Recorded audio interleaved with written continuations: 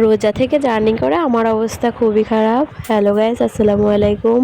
তো যাচ্ছি কুষ্টিয়া, এই কারণে স্টেশনে অপেক্ষা করছি ট্রেনের জন্য। ট্রেন আসতে অনেকক্ষণ লেট করে, বসে থাকতে থাকতে আমার অবস্থা খারাপ। আয়েশা মুস্তাকিমকে সাথে নিয়ে আসিনি, ওদের আনলে তো আরও খারাপ অবস্থা হতো। আর ট্রেনের মধ্যে যে পরিমাণে ভিড় ছিল, গরমে ওদের অবস্থাও খারাপ হয়ে যেত। না এনে ভালো হয়েছে, এই যে কুষ্টিয়ায় এসে নামলাম। অবশেষে নামার পরে কি পরিমাণে ভিড় ছিল, লোক দেখেই তো বোঝা যাচ্ছে প্রচণ্ড ভিড় ছিল। তারপরে যে চলে আসলাম আড়ং শপিং মলে। তো এখানে এসে দেখি এখানেও অনেক লোক।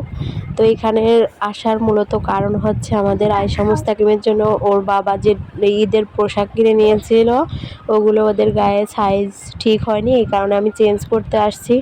আসলে চেঞ্জ করতে এসে ছেলেদের কোনো কিছুই আমার পছন্দ হয় না, দাম অনুযায়ী কোনোটাই আমার কাছে অতটা ভালো লাগে না। তারপর অবশেষে কোনো একটা নিয়ে চলে আসলাম। এখন আবার যাব পাংশায়। তো স্টেশনে এসে দেখি ট্রেন আসতে অনেক দেরি, এই কারণে বসে বসে একটু ভিডিও করছিলাম। কি আর করার, কোনো কাজ নেই। তো এখানেও অনেক ভিড় ছিল, বসার মতো কোনো জায়গা ছিল না, এই কারণে দাঁড়িয়ে দাঁড়িয়ে ভিডিও করছিলাম।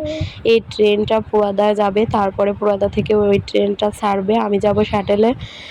তো এই জন্য অপেক্ষা করছি, কি আর করব, বসে থাকতে হবে। তো 1 ঘন্টা মতো বসে থাকার পর তারপরে ট্রেনটা আসলো। ট্রেন আসতে আজকে অনেক লেট ছিল।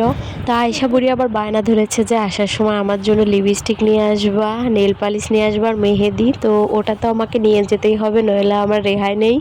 এই কারণেই আয়েশা বাসায় থাকছে। আমি বলছি তুমি থাকো, তাহলে তোমার জন্য এগুলো কিনে আনবো। তো আয়েশা ওটার আশায় বাসায় বসে আছে। তো পাংশায় নেমে আবার ওগুলো কিনে নিয়ে তারপরে যাব বাসায়। তারপরে ভাবলাম যে ট্রেন আসা যখন অনেক দেরি, তো আয়েশা মুস্তাকিমের জন্য কিছু কেনাকাটা করি, তারপরে যাই। তো তারপরে আয়েশা মুস্তাকিমের জন্য কিছু কেনাকাটা করে আবারও এসে বসলাম স্টেশনে। এসে দেখি তারপরেও ট্রেন আসেনি। আমি অনেক আগে আগে চলে আসছিলাম, আর আজকে মূলত ট্রেনটাই লেট ছিল, এই কারণে আমার বাসায় আসতে আসতে অনেক দেরি হয়ে যায়। তো সবাই ভালো থাকবেন, সুস্থ থাকবেন। আজকের মতো এই পর্যন্তই। আল্লাহ হাফেজ।